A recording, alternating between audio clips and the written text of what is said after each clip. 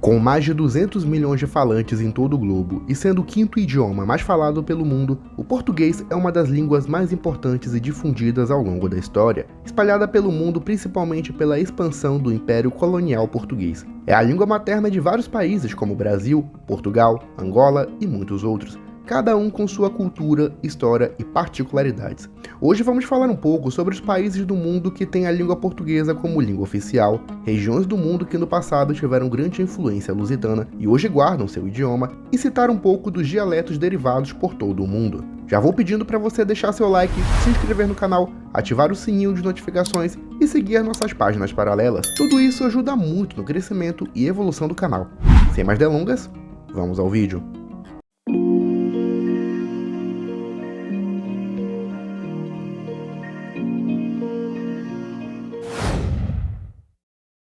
Portugal, oficialmente República Portuguesa, é um país localizado na Europa e cuja capital é Lisboa. Atualmente, o país conta com 92.512 km², cerca de 10.400.000 habitantes e é membro da União Europeia. O português falado lá é conhecido como português padrão ou português europeu, sendo essa a nação de origem desse idioma. No primeiro século a.C., o território do atual Portugal era habitado por povos célticos, entre os quais os lusitanos eram os mais poderosos, até que foram conquistados pela República Romana no segundo século a.C., tornando-se a província romana da Lusitânia. Nesse período, a língua latina foi introduzida na região, sendo mesclada com outros idiomas locais e formando um protótipo do que seria a língua portuguesa. Com o fim do domínio romano, outros povos dominaram a região, como visigodos e árabes, que influenciaram ainda mais na cultura e idioma da Península Ibérica. Portugal, como nação independente, surge no ano 1139, quando o conde Dom Afonso Henriques de Borgonha é proclamado rei e conquista a independência do Reino de Leão. Ele também conquistou alguns territórios ao sul e conseguiu o reconhecimento da Igreja Católica. Portugal tem o diferencial de ter sido o primeiro país a ultrapassar as fronteiras da Europa, enviando expedições para a África, Oriente Médio e América, e pouco a pouco tornando-se o primeiro império colonial europeu. Os maiores trunfos do Império Português foram os territórios na Índia, África e, claro, na América, no que hoje conhecemos como Brasil, onde espalharam sua cultura, língua e religião. Os portugueses também revolucionaram técnicas de navegação e mapearam várias regiões que antes eram totalmente desconhecidas para a Europa. Apesar do pioneirismo, Portugal não se manteve como superpotência por muitos séculos, sendo anexado à Espanha e influenciado pela Inglaterra, o que por vezes atrapalhou seu desenvolvimento interno e o fez perder territórios a partir do século XVII, sendo superado por outras potências como Espanha, França, Países Baixos e Reino Unido. O século XIX, em especial, foi bem agitado, já que Portugal foi invadido, teve sua capital transferida para a América, perdeu sua maior colônia em 1822, sofreu com uma guerra civil, ditaduras, crises políticas e foi humilhado na partilha africana, onde não conseguiu seu tão almejado território do mapa cor-de-rosa. Em 1910, o país se torna uma república, mas isso não significou a paz, já que a nação ainda sofreria com revoltas, crises políticas e tentativas de golpe, até que em 1932 passa a ser governado por Antônio de Oliveira Salazar. Salazar instituiu o governo do Estado Novo, um regime totalitário com características do fascismo, corporativista, anticomunista e ultranacionalista, orgulhando-se da história lusitana e de seu império colonial. Após a Segunda Guerra Mundial e no contexto da descolonização africana, Portugal se recusou a ceder as independências de suas possessões na África. Isso gerou revoltas e protestos internacionais, culminando na Guerra do Ultramar, onde portugueses lutaram contra os movimentos africanos nacionalistas. Mas apesar da superioridade militar, os movimentos contavam com o apoio dos Estados Unidos e da União Soviética, no contexto da Guerra Fria. Em 25 de abril de 1974, militares insatisfeitos com a política nacional e com a guerra, organizaram a Revolução dos Cravos, onde a ditadura é derrubada e 2 anos depois, substituída por uma democracia semipresidencialista. Atualmente, Portugal é considerado um dos melhores países para se viver, com altos índices de desenvolvimento e ótima qualidade de vida. Porém, enfrenta problemas com o envelhecimento de sua população, a baixa natalidade e a chegada massiva de imigrantes, principalmente do Oriente Médio e Brasil. Aliás, Portugal é hoje o lugar com o maior número de brasileiros fora do país, com cerca de 400 mil vivendo por lá, influenciando a cultura e o idioma, mas infelizmente isso tem gerado alguns casos de xenofobia. Apesar do desenvolvimento, Portugal é considerado economicamente inferior a outros países da Europa, como a vizinha Espanha, França e Bélgica. Mas ainda assim, é uma nação bem visitada por sua história, monumentos e pelo legado histórico deixado no mundo. Todos os seres humanos nascem livres e iguais em dignidade e em direitos. Dotados de razão, de consciência, devem agir uns para com os outros em espírito de fraternidade. Todos os seres humanos nascem livres e iguais em dignidade e em direitos. Dotados de razão, de consciência, devem agir uns para os outros em espírito de fraternidade. Angola, oficialmente República de Angola, é um país localizado na África e cuja capital é Luanda, com 1.246.000 km² e cerca de 32 milhões de habitantes. O português é a língua oficial, mas divide espaço com outros idiomas locais falados antes da colonização. O território da atual Angola era habitado por povos bantus, que estabeleceram reinos e estados pela região. O mais poderoso deles foi o Reino do Congo, fundado aproximadamente no ano de 1390. O reino dominou a foz do rio Congo e vários outros reinos e tribos vizinhas, impondo pagamento de tributos e submissão dos líderes locais. Em 1482, os portugueses liderados por Diogo Cão chegaram na região e estabeleceram contato com os reinos do Congo. Portugueses e congoleses logo firmaram acordos comerciais, onde inicialmente, em troca de armas e bebidas para o Congo, os nativos ofereceriam recursos naturais e escravos para os portugueses. Apesar de inicialmente a região dos dois povos ter sido pacífica, ela foi se deteriorando à medida que os interesses coloniais e escravistas dos europeus foram se estabelecendo. Em 1575, foi fundada a cidade de Luanda e, conforme os séculos passavam, portugueses dominavam o comércio e o território costeiro, onde escravizados eram enviados para o Brasil para trabalharem na exploração de cana-de-açúcar. Alguns povos foram facilmente submetidos ou fizeram alianças com os portugueses, mas outros empreenderam violentas guerras. O caso mais notório foi da rainha Ginga, soberana do Reino do Congo, e que, através de alianças tribais, criou um poderoso império que logo freou o avanço colonial pelo interior, o Reino de Matamba. Apesar disso, os portugueses foram adentrando cada vez mais o território africano a partir do século XIX, em busca de ouro, diamantes e marfim. Durante a partilha da África, em 1885, Portugal apresentou o plano do Mapa Cor-de-Rosa, que conectava Angola e a colônia africana oriental de Moçambique. Os demais países aceitaram as reivindicações, com exceção do Reino Unido, que exigiu a retirada portuguesa do centro da África e, caso contrário, era guerra declarada. Por ser um país militarmente inferior à Grã-Bretanha e manter um tratado de amizade que já durava séculos, Portugal desistiu dos planos e se conformou com o território angolano atual. Durante o período colonial, houveram grandes investimentos em estradas de ferro, modernização da infraestrutura e evolução tecnológica, mas isso à custa de muito trabalho forçado, pouco investimento em educação e maus tratos à população. Por isso, após a Segunda Guerra Mundial, uma série de movimentos reivindicaram a autonomia ou independência de Angola, sendo o mais forte deles o MPLA, Movimento Popular de Libertação de Angola, fundado em 1956 e de orientação comunista marxista-leninista. No início dos anos 60, movimentos pediram pela independência pacífica, coisa que o regime salazarista negou. Sendo assim, os grupos rebeldes pegaram em armas e lutaram contra a colonização portuguesa por 13 anos. Em 1975, após a Revolução dos Cravos e a restauração da democracia, Portugal cedeu a independência de Angola. Porém, isso não significou a paz, já que o país foi declarado um Estado socialista unipartidário e alinhado com a União Soviética, coisa que gerou oposição de outro grupo, a UNITA, que, liderada pelo comandante Jonas Savimbi, lutou contra o governo durante mais de 20 anos de guerra civil, um dos conflitos mais violentos da história e o mais longo da história da África, acabando apenas em 2002 com a morte de Savimbi e a aceitação da UNITA dentro do sistema político. Hoje, Angola é um país que vem recebendo muito investimento de todo o mundo, principalmente da China, Estados Unidos e Brasil, devido ao petróleo abundante e às ricas reservas de diamante e gás natural.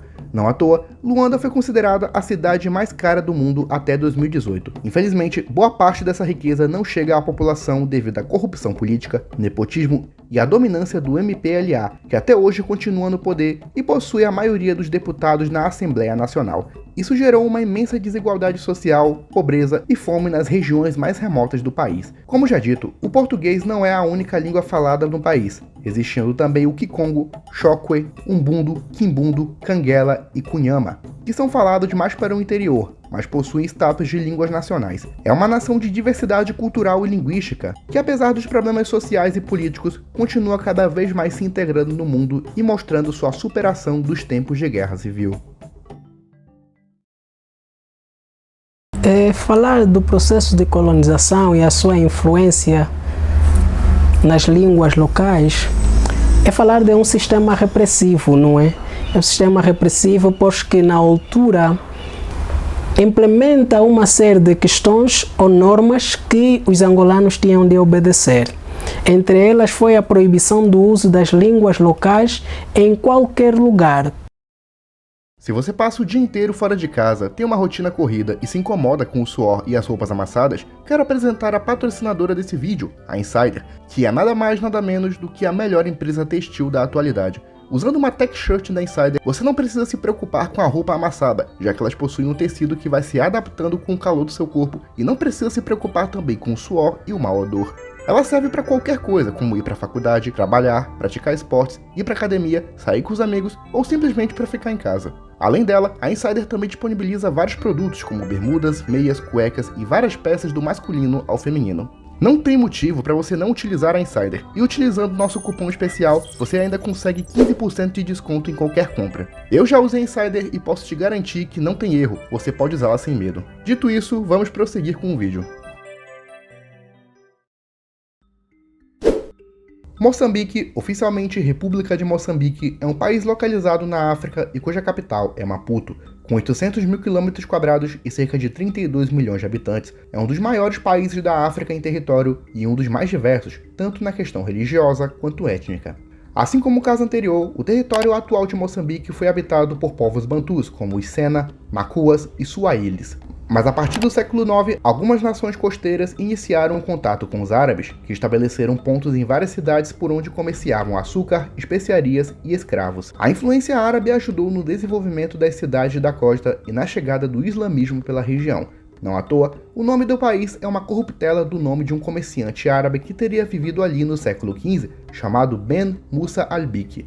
Os portugueses chegaram no final do século XV, estabelecendo contato e comércio com as cidades costeiras. Em poucos anos, os europeus passaram a ter uma maior influência nas cidades e estabelecer seus próprios entrepostos a partir do século XVI. Além disso, eles espalharam sua influência pelo interior através das chamadas Prazos da Coroa, que eram fazendas e comunidades de colonos europeus e indianos que exploravam o território em nome da coroa portuguesa. Apesar disso, no século XVII e XVIII, os portugueses perderam consideravelmente poder sobre a região, diante do crescimento da presença francesa, holandesa e britânica. Mesmo assim, pelo fato de terem sido os primeiros europeus a chegarem lá, contarem com algumas possessões e já terem alguns reinos como protetorados, os portugueses conseguiram um bom pedaço de terra na África Oriental durante a partilha africana.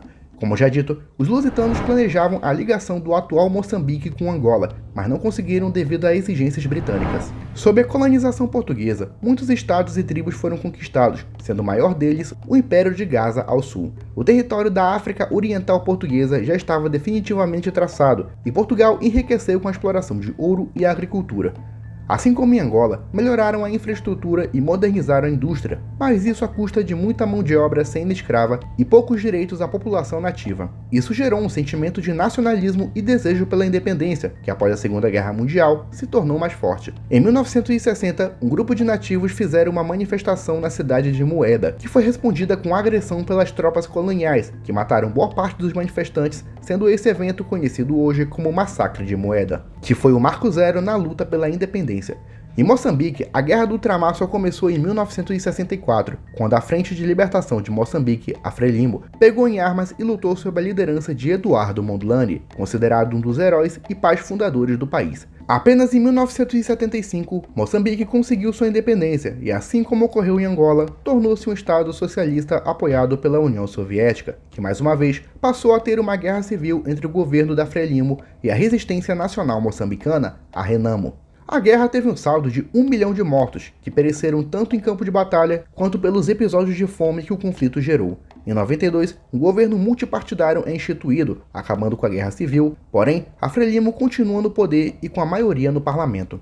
Hoje, Moçambique é um país modernizado e que recebe investimentos internacionais, principalmente da China. Mas outro grande atrativo é o turismo, devido às suas praias exuberantes e o rico legado histórico deixado pelos povos árabes e portugueses.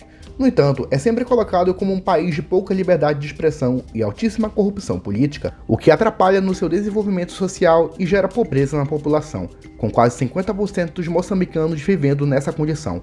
Ao norte, o país ainda enfrenta uma insurreição jihadista desde 2020, quando o grupo fundamentalista islâmico denominado Ansar al-Sunna começou a realizar ataques em cidades e aldeias com a intenção de fundar ali um Estado Islâmico na África.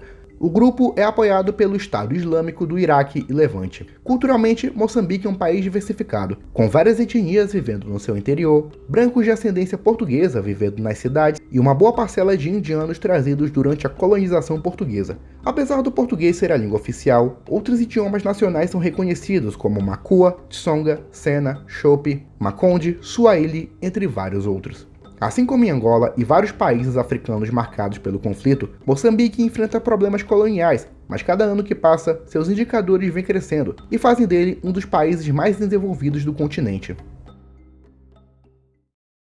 O Brasil, esse desenvolvimento leva de aqui em Moçambique, é para lá, para vocês viverem melhor lá. Então os moçambicanos aqui viverem mal. Isso. É bom isso. Que nós fomos explicados que vem aqui os nossos irmãos brasileiros e eles devem vir mesmo nos ensinar para a gente deixar de fazer coisas que não tem rendimento. Por hectare, a gente nem... Cabo Verde, oficialmente República do Cabo Verde, é um país localizado no Oceano Atlântico e cuja capital é Praia. O país tem 4.033 km² e cerca de 560 mil habitantes, sendo formado por 10 ilhas vulcânicas e seu nome é derivado de um cabo localizado no Senegal, a 850 km da ilha.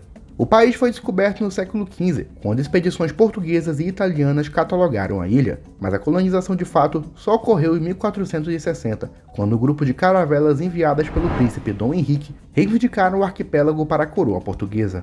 Foi um dos primeiros territórios da África a ser explorado por uma nação europeia, e nesse caso, de fato, podemos dizer que foi uma descoberta, já que as ilhas se encontravam totalmente desabitadas quando os europeus chegaram. Ao longo dos séculos, os reis portugueses cederam alguns territórios nas ilhas para membros da nobreza, um caso parecido com as capitanias hereditárias do Brasil. A maioria foram transformadas em fazendas para a exploração de cana-de-açúcar, onde escravizados foram levados do continente para trabalhar nas ilhas, ajudando no povoamento e a criação da cultura cabo-verdiana, uma mistura de elementos africanos e europeus. Sua localização foi um ponto estratégico para o tráfico de escravizados e para o estabelecimento de embarcações portuguesas. Mas após a abolição da escravatura em 1876, a importância das ilhas foi diminuindo e episódios de fome e seca não foram raros até a primeira metade do século XX, em especial nos anos 40, quando uma grande seca atingiu o arquipélago causada pelo desmatamento. Estima-se que mais de 50 mil pessoas tenham morrido nesse período, com as autoridades portuguesas rejeitando qualquer ajuda e ficando indiferentes ao estado de carecha na ilha. Por isso, na década de 50, os primeiros movimentos pela independência ganharam força, principalmente ligados ao PAIGC.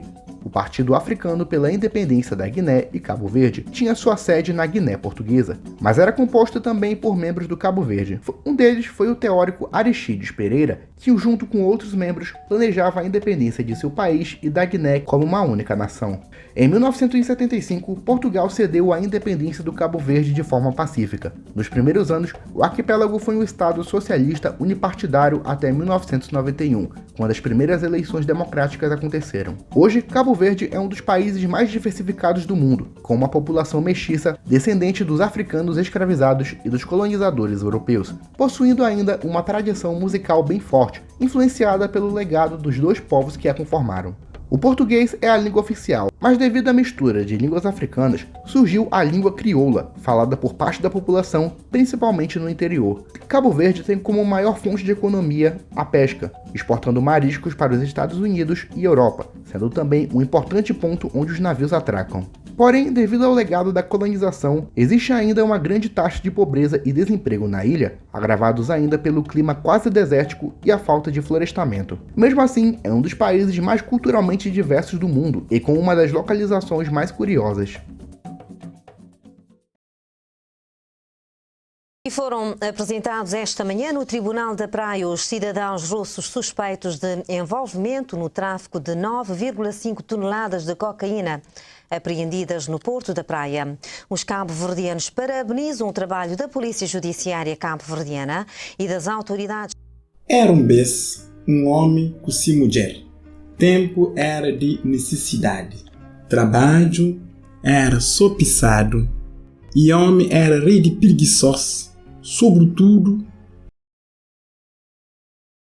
Guiné-Bissau, oficialmente República da Guiné-Bissau, é um país localizado na África e cuja capital é a cidade de Bissau. Com uma área de 36.125 km² e mais de 2 milhões de habitantes, é um dos países da África Ocidental e um dos mais religiosamente diversos do continente. O território da Guiné-Bissau foi habitado por vários povos como os Balantas, Fulas e Malinquês, sendo ocupado por vários impérios da região, como o Império Almorávida, o Império Mali e o Império Songhai. Após a queda desse último, floresceu na região o Reino de Gabu, que controlou a maior parte do interior do atual país.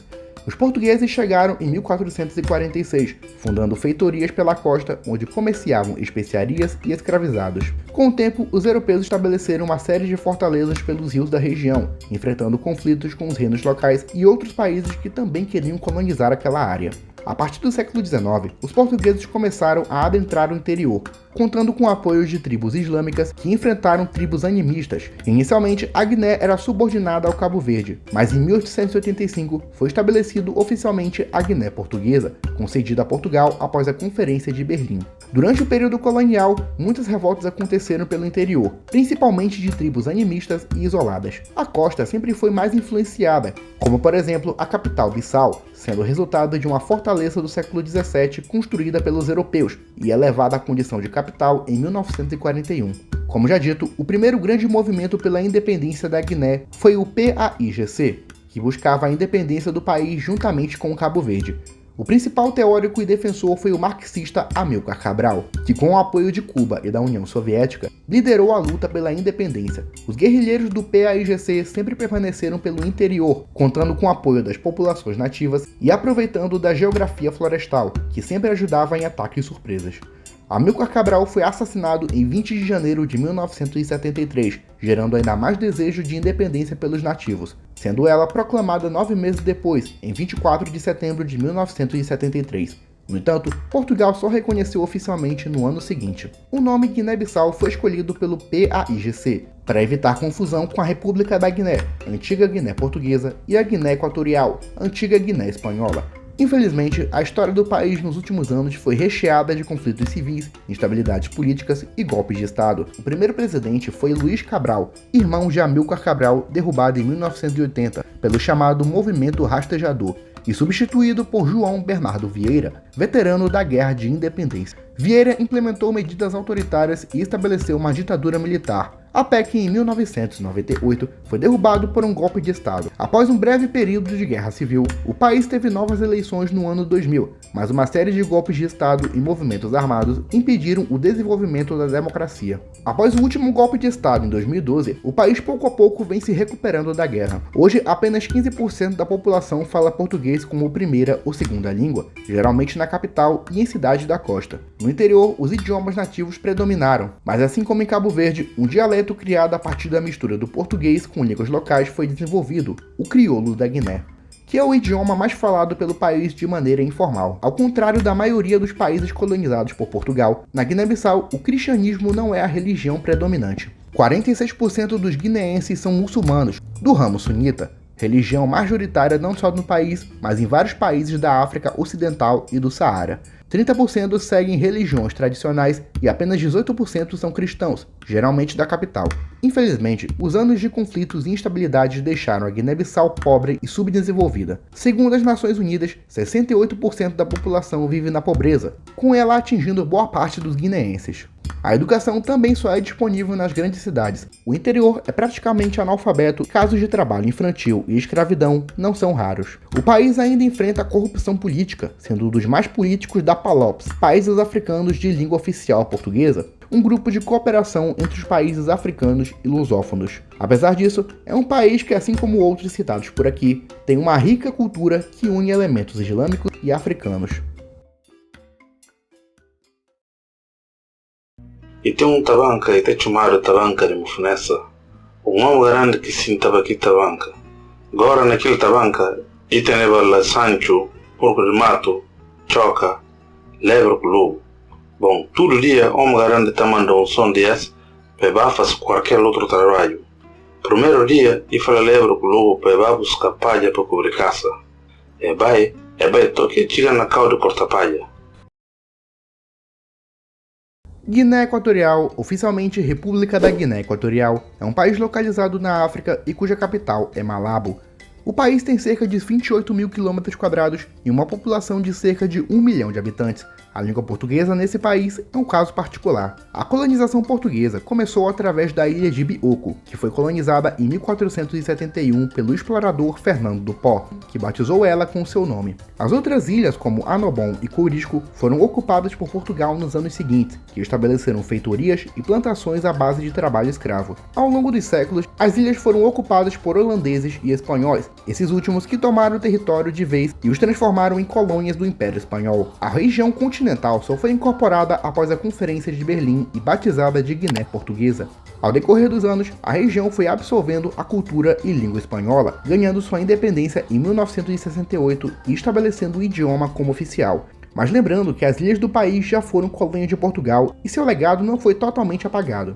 Na ilha de Anobon existe um dialeto chamado de Fá de Anobon, ou Fala de Anobon, que é uma língua crioula com base no português. Baseado nisso, em 2014, o presidente Teodoro Obiang declarou a língua portuguesa como cooficial, junto com o francês e o inglês, a fim de tornar o país mais atrativo para os investimentos internacionais. Foi iniciado um processo de ensino da língua portuguesa nas escolas. No entanto, a CPLP, Comunidade de Países de Língua Portuguesa, recusou a entrada do país, já que o governo é acusado de ser uma ditadura corrupta e autoritária.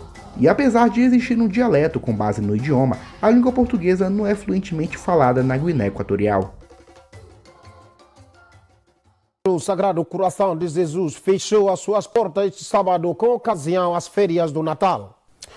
As pessoas interessadas na programação para o mês de dezembro no Centro Cultural Equato-Guinês de Malabo já vê um lugar para desfrutar das atividades de lazer oferecidas pela casa e conhecer o alcance do roteiro do mês. Os alunos frequentam mais na instituição para viver em grupos.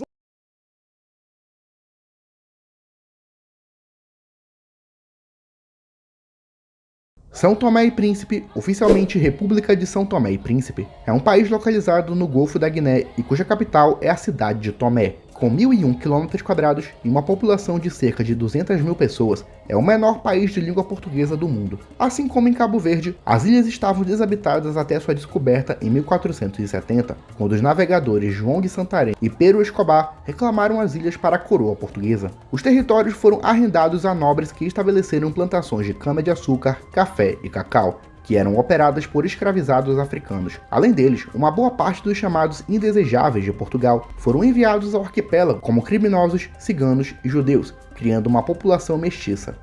Nos séculos XVIII e XIX, a ilha de São Tomé e Príncipe foram as principais fornecedoras de cacau a nível mundial, sendo esse conhecido como ciclo do cacau na história do país. São Tomé e Príncipe conseguiu sua independência em 1975, logo após Portugal ceder pacificamente após a Guerra do Ultramar. Nos primeiros anos, foi um estado socialista de partido único, mas iniciou uma transição democrática a partir dos anos 90. Assim como vários países africanos, muitos golpes e revoltas ocorreram e trouxeram instabilidades políticas, gerando problemas sociais que são vistos até hoje. Além disso, o país tem conseguido bons resultados nos seus indicadores, e segundo a ONU, pode deixar a classificação de país subdesenvolvido até 2024. Sua cultura é fortemente inspirada pelos portugueses e africanos, trazendo diversidade musical e artística. Santo Tomé dá muito sucesso para mim, não só para mim, as crianças, as mães das crianças, os jovens, os estudantes, mesmo até aqueles diretores hoje já colocam os filhos dele na capoeira. Dá sucesso para mim, eu gosto muito da capoeira. Tu mesmo, até iam na minha casa dizer minha mãe, tira tua filha de capoeira, não sei o que. E minha mãe é uma mulher que sempre me apoiou naquilo que eu acredito. Então até hoje estou a praticar capoeira e tem muita mulherada. Uma jamba joga bola, quem tem uma visão que sabe se pambefa, não joga bola, copo, bola dá um copo quebra. O sangue fala, o cacau, não é tu já não só quebra um copo se. Olha sambi, já comendo passando das 8 na fração. Passa a tomar uma copa na paradouro, bem cuidando da sangue. Tempo na culu, quando a tia tá aqui homem, não me repero me baçom, o serviço pero me baçom é tambaço. Maria, ela tá por minha, e tu tá fare pen suci, e tu a catana pe um amor, e tu a na parou pe um amor, so esse é tu a sanja, fa tambaqui. Evitar falar pouco. Ele que te põe posta que areia o buca que a bem a família. Eles são a referência, pode concordar. Mas o buca que a bem com a família aqui, são a o buca que a bem com a família. Ele combina que a re. Amanhã quer que para dar sim prova e o buca que a bem com a família. Timor-Leste, oficialmente República Democrática do Timor-Leste, é um país localizado geograficamente na Oceania, mas culturalmente ligado à Ásia, compartilhando a ilha do Timor com a Indonésia. Sua área é de 15 mil km² e sua população de pouco mais de 1.200.000 habitantes. O Timor-Leste é um dos países mais jovens do mundo, ganhando sua independência em 2002, mas contando com uma história marcada por tragédias e exploração. A ilha foi dominada por vários impérios marítimos como o Majapahit e o Srivijaya, e sua população se organizava nos chamados sulcos, que eram cidades governadas por um chefe hereditário cujo título era Liurai. Os Liurais faziam comércio com outras ilhas e pagavam tributos aos impérios que dominavam a região. Os portugueses chegaram no século XVI e começaram a espalhar sua influência através do comércio e a religião, já que os embriões das primeiras cidades foram fundados por padres dominicanos. No final daquele século, os portugueses iniciaram de fato a colonização, já que estavam interessados na exploração do sândalo e mel. A partir do século XVIII, começaram disputas entre holandeses e portugueses pela posse da ilha, gerando guerras e alianças com os chefes locais. Apenas em 1859, a ilha do Timor foi dividida entre o Timor holandês e o Timor português. Apesar da exploração do sândalo, a ilha do Timor nunca foi um grande trunfo para o Império Colonial Português, que nunca investiu tanto no território e não espalhou sua cultura de forma tão intensa como em outros lugares. Durante a Segunda Guerra Mundial, a ilha foi ocupada pelos japoneses, que promoveram uma série de massacres contra a população. A ilha também foi palco de uma investida dos aliados, na chamada Batalha do Timor. Com o fim da guerra, a ilha foi devolvida a Portugal, mas os movimentos pela independência não tardaram em começar. Em 1975, a independência foi concedida pacificamente por Portugal, mas pouco tempo depois, o novo governo declarou seu caráter socialista e proibiu os outros partidos de existirem. Por isso, uma guerra civil logo se iniciou, mas poucos meses depois, a Indonésia invadiu o pequeno país e dominou tudo em menos de 11 meses. A motivação era porque a Indonésia era uma grande aliada dos Estados Unidos e da Austrália na luta contra o comunismo, representado pelo partido que estava no poder, o Fretilin. Durante a ocupação indonésia, muitos abusos ocorreram contra a população, como a proibição de tradições nacionais e até a fala da língua portuguesa.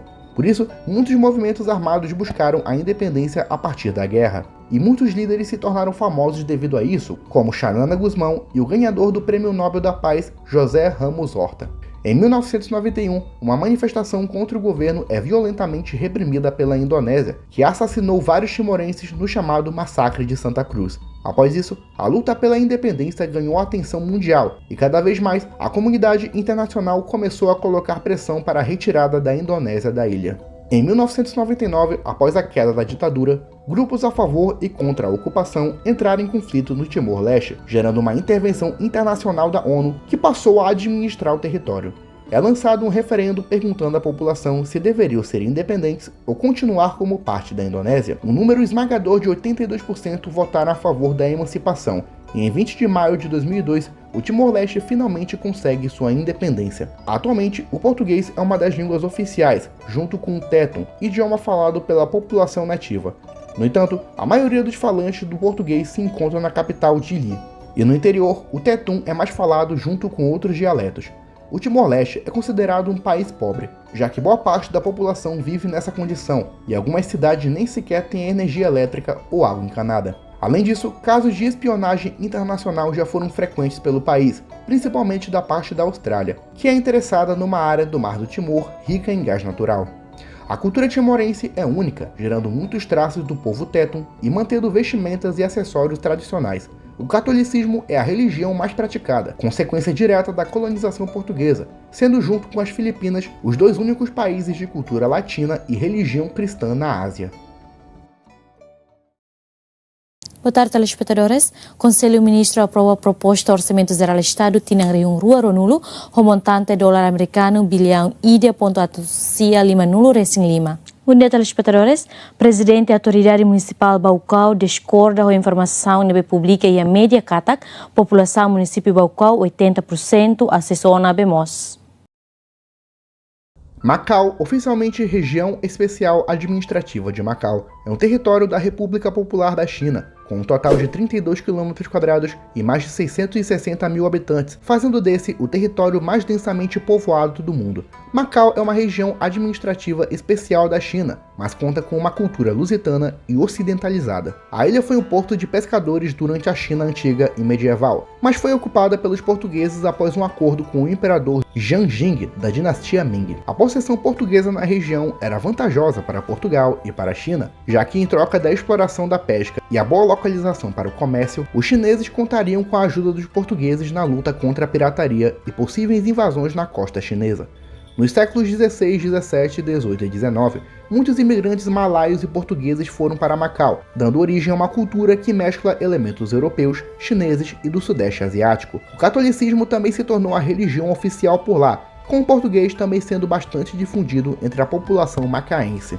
Em 1887, a dinastia Qing e o Reino de Portugal estabeleceram um novo acordo, onde Portugal permaneceria sob posse desse território, embora na visão dos chineses ele continuasse sendo parte do país, mas apenas sendo administrado por Portugal, assim como ocorreu em outros territórios como Hong Kong. Durante os anos da Guerra Civil Chinesa, Segunda Guerra Mundial e da Guerra Sino-Japonesa, Macau recebeu muitos refugiados da China continental, aumentando consideravelmente sua população e ofuscando a influência lusitana por lá. Durante a Revolução Comunista da China, Macau enriqueceu devido aos jogos de azar, por ser um território livre da política do Partido Comunista da China, sendo palco de grandes investimentos internacionais a partir dos anos 60. Com a Revolução dos Cravos e a mudança na política colonial, os portugueses assinaram um novo tratado com a RPC, onde em 12 anos a região seria entregue à soberania chinesa, o que ocorreu de fato em 20 de dezembro de 1999. A entrega de Macau para a China foi um marco histórico, já que representou o fim do Império Colonial Português. Desde então, o status da região é de território autônomo, mas de jurisdição da China, condição que deve ser respeitada até 2049, 50 anos após a entrega. Hoje, Macau é uma das cidades mais ricas da Ásia, principalmente devido aos investimentos em jogos de azar e estabelecimento de grandes empresas multinacionais, sendo chamada por vezes de Las Vegas da Ásia. Quanto à questão cultural, é um dos lugares da China com o maior número de cristãos e uma arquitetura colonial bem marcante. Apesar de séculos de domínio lusitano, hoje o idioma é falado por apenas 2% da população, com apenas 0,6% falando no seu dia a dia. Os idiomas predominantes são o cantonês, o filipino e, claro, o mandarim. No geral, a região tem uma ótima qualidade de vida e liberdade econômica e política, embora esse status possa ser ameaçado até 2049, quando novamente fará parte da República Popular da China. Muita gente também fala bem português e Macau há uma certa quantidade, quer dizer, tem muitas, ainda tem lá muitos portugueses, ainda, e até tenho amigos portugueses, ainda posso praticar com eles. Eu não reparo nenhuma diferença. Para mim, eu acho que tem muita relação. O português eu acho que tem que manter, mas agora a maior parte de Macau, 90% não falam português. Só falam chinês depois da transição, isso já não falam. Mas agora, em relação em Portugal e em Macau, eu acho que também tem uma cultura muito parecida. Na Índia, muitos territórios foram de colonização portuguesa no passado. Como você deve lembrar das aulas de história, os portugueses buscavam por especiarias do Oriente, como canela, pimenta e sal, sendo o primeiro país a ultrapassar o Cabo da Boa Esperança e chegar até as Índias, estabelecendo feitorias e comércio. No século XVI, muitas cidades indianas foram conquistadas pelos portugueses, que as transformaram em portos comerciais como Goa e Cochin. Assim como em Macau, o cristianismo e a língua portuguesa foram bastante difundidos nesses territórios, possuindo monumentos que mesclam a arquitetura indiana e portuguesa. A cidade que mais recebeu essa influência foi Goa, que durante séculos foi uma importante joia da coroa do Império Português. No entanto, a partir dos anos 40 e 50, com a independência da Índia, muitas cidades sob o poderio de potências europeias foram reivindicadas. Em 1961, tropas indianas ocuparam as cidades de Nova Goa, Velha Goa, Cochin, Andamão e Diu, alegando que os territórios eram historicamente indianos. A ação foi reconhecida por boa parte dos países do mundo, mas Portugal só viria a reconhecer a soberania chinesa após 1974. Hoje, os territórios são importantes atrações turísticas, principalmente em Goa, que é um estado da União da Índia. Uma das cidades mais importantes daquela região é chamada de Vasco da Gama, em homenagem ao explorador e navegador. Mas não apenas isso, o cristianismo ainda é seguido por boa parte da população, e sobrenomes de origem portuguesa não são raros, como Silva, Souza, Albuquerque e muitos outros. Sua arquitetura é composta por igrejas e catedrais estabelecidas pelos portugueses, misturadas com palácios de antigos príncipes indianos. O meu nome verdadeiro é Chanchal Sharma, que é nome indiano, eu sou indiana. E peguei o nome Catarina porque a minha melhor amiga chama-se Catarina. E Índia porque eu sou indiana, então todo mundo agora me conhece como a Catarina Índia. E também tem outra história sobre esse nome Catarina. Quando comecei a trabalhar no meu primeiro emprego, a gente tinha outro nome. Não era permitido colocar o seu nome verdadeiro para ligar para Portugal. A fronteira entre Brasil e Uruguai, no departamento uruguaio de Rivera e no município brasileiro de Santana do Livramento, existe um dialeto falado entre as populações dos países, mas em especial no Uruguai. O idioma, chamado popularmente de portunhol ou português uruguaio, é um dialeto criado a partir da mistura de dois idiomas, sendo falado no dia a dia e no comércio. A origem desse dialeto se encontra, na verdade, durante a colonização, onde as fronteiras entre os territórios portugueses e espanhóis não eram muito bem delimitadas, e no norte do atual Uruguai existe um grande contato entre os dois povos. O dialeto é reconhecido por acadêmicos do Uruguai, mas não possui status de oficial pelo país. É hoje considerado um dialeto mais cultural, já que representa a convivência e amizade do povo brasileiro e uruguaio. O que se usa muito no portunhol é a moneda, que nesse caso não é uma palavra nem no português nem no espanhol. No português seria a moeda e para nós no espanhol seria a moneda. Como você deve ter percebido ao longo do vídeo, os portugueses exploraram várias regiões pelo mundo, com algumas sofrendo controle direto do país, enquanto outras foram apenas brevemente colonizadas, mas sofreram grande influência. Por isso, muitos dialetos chamados de crioulos estão espalhados pelo mundo, mesclando os idiomas nativos com a língua portuguesa. É praticamente impossível falar de absolutamente todos por aqui, mas alguns deles são a língua cristã, falada em Malaca e na Malásia, as línguas crioulas indo-portuguesas, faladas no Sri Lanka e em Bangladesh, o crioulo indonésio, falado nas Ilhas Molucas, uma região da Indonésia, o saramacano e o paramacano, falado na fronteira entre o Suriname e o Brasil, e o papiamento, mistura do português, espanhol e inglês, falado nas ilhas de Aruba, Curaçao e Bonaire. Brasil, oficialmente República Federativa do Brasil, é um país localizado na América do Sul e cuja capital é Brasília, com mais de 8.500.000 km² e mais de 215 milhões de habitantes, é o maior país de língua portuguesa do mundo, tanto em área quanto em população. A língua portuguesa no Brasil nasceu com a chegada dos portugueses e o estabelecimento das colônias pelo território, influenciando populações nativas que já viviam por aqui. No entanto, a partir de 1548, os africanos escravizados começaram a vir para o Brasil, vindos de várias partes do continente e se estabelecendo em várias regiões, levando sua cultura e sua língua, que por si só já influenciou demais o português falado pelo Brasil. Devido à variedade de povos e troncos linguísticos tão diferentes em um único território, o português foi se difundindo em vários sotaques e dialetos locais, cada um com suas particularidades. Ao longo dos séculos, países europeus também tentaram ocupar as terras brasileiras, como franceses e holandeses, que também deixaram uma forte marca no Rio de Janeiro e no Nordeste. Um exemplo disso talvez seja o R carregado, falado pelo Sudeste, e de influência portuguesa, e o S puxado, falado em alguns pontos e herdado pelos portugueses. No final do século XIX, uma grande leva de imigrantes vindos de várias partes da Europa também chegaram no Brasil, atraídos pelo trabalho nas lavouras e fugindo das guerras no Velho Mundo. Italianos, alemães, espanhóis, mais portugueses e até poloneses, turcos e árabes se estabeleceram no sul e sudeste, influenciando novamente o sotaque e a cultura local. Podemos dizer que o Brasil talvez seja o país mais diversificado do mundo, seja em idioma, seja em cultura, culinária, artes e muitas outras coisas. Mas acima de tudo, é o mesmo idioma, apenas com suas particularidades e forma de falar bem diferentes. Tanto que o português brasileiro é muitas vezes separado do português padrão, devido a tantas diferenças, fazendo da língua portuguesa brasileira um modo de falar único no mundo. Uira costumava ter seu ninho na garagem. Uma vez, os dois mais velhos saíram voando. Eles queriam conseguir algo de comer para os mais novos e deixar os menores sozinhos. A carriça costumava ter seu ninho na garagem. Uma vez, todos os mais velhos voaram. Eles queriam conseguir algo de comer para seus filhotes e deixaram os pequenos sozinhos.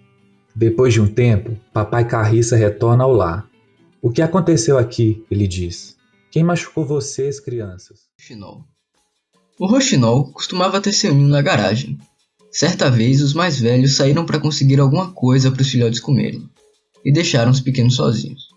Depois de um tempo, papai roxinol volta para casa. O que aconteceu aqui? Ele diz. Quem machucou vocês, crianças? Vocês estão aterrorizadas. Ô pai, eles disseram. Um bicho-papão apareceu. A carriça costumava ter seu ninho na garagem. Uma vez, todos os mais velhos voaram. Eles queriam conseguir algo de comer para seus filhotes e deixaram os pequenos sozinhos. Depois de um tempo, papai Carriça retorna ao lar. O que aconteceu aqui? A curira fez seu ninho na garagem. Uma vez, os mais velhos levantaram um voo. Eles queriam achar algo para comer para os pequenos e deixaram eles sozinhos. Um tempo depois, o pai curira voltou. Mas que dianho aconteceu aqui? Disse ele. Quem machucou vocês? Vocês estão todos assustados? Oh, papai, diziam eles. Um bicho enorme veio aqui agora há pouco. Ele era tão feroz e horrível. Ele encarou nosso... E é isso, pessoal. Se você gostou do vídeo, peço por favor que deixe seu like, se inscreva no canal, ative o sininho de notificações e siga nossas páginas paralelas. Tudo isso ajuda muito no crescimento e evolução do canal. Sem mais delongas, me despeço e tchau.